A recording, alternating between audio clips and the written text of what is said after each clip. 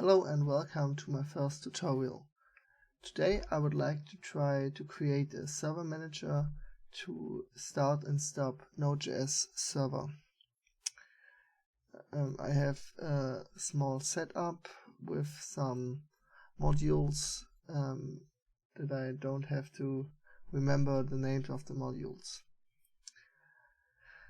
At the beginning you need Node.js. You can download Node.js on nodejs.org for Windows or for other systems. Okay.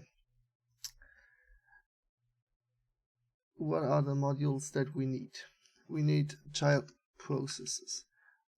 Child process is a module that is used to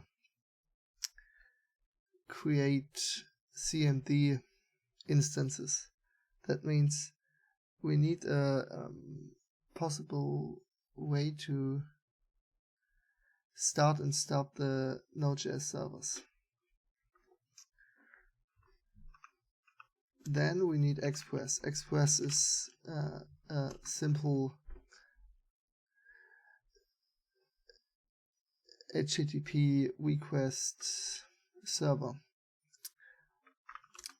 Path we need because if we want to access, for example, JS files or CSS files, we need to use path to say express, okay, if someone try to access /JavaScript, they will get the path access to the JavaScript files. And here we need the app to set some configs and add a HTTP route. Okay, at the beginning I will start with adding the npm packages.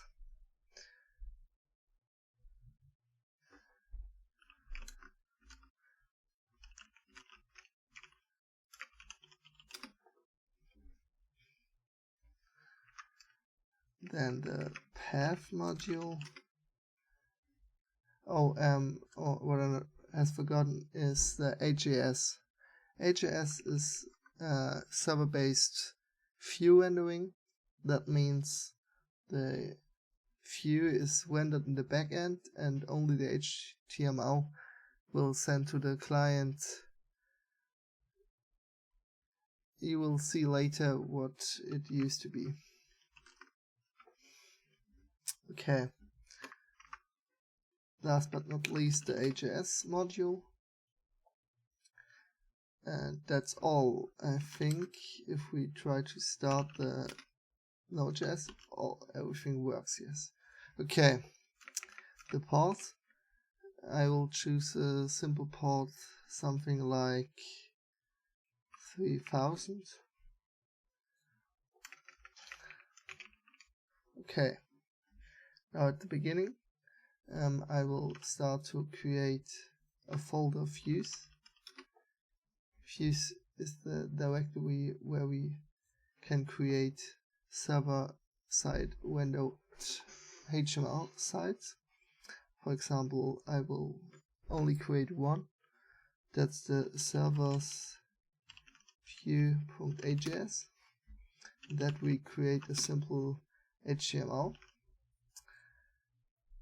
And here we can call res.render. Here we can send the client the server view, and we can send values to this page. That means if we start the backend server and we trying to access the main path, we get this HTML site that we have set it here. Okay, now I will try to make a kind of list from all servers we have.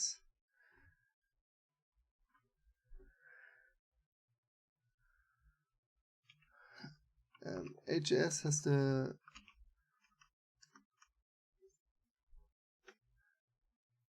has a way to create template driven views.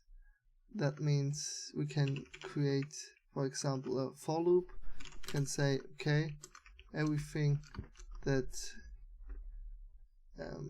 is between 0 and 5 loop, and then we can write HTML in between, for example, a simple div test try 3, and then we can say, okay, here the loop ends, and now if we call the page, we have 5 test 1, 2, 3 outputs. That means with AJS we can run JavaScript inside of HTML pages.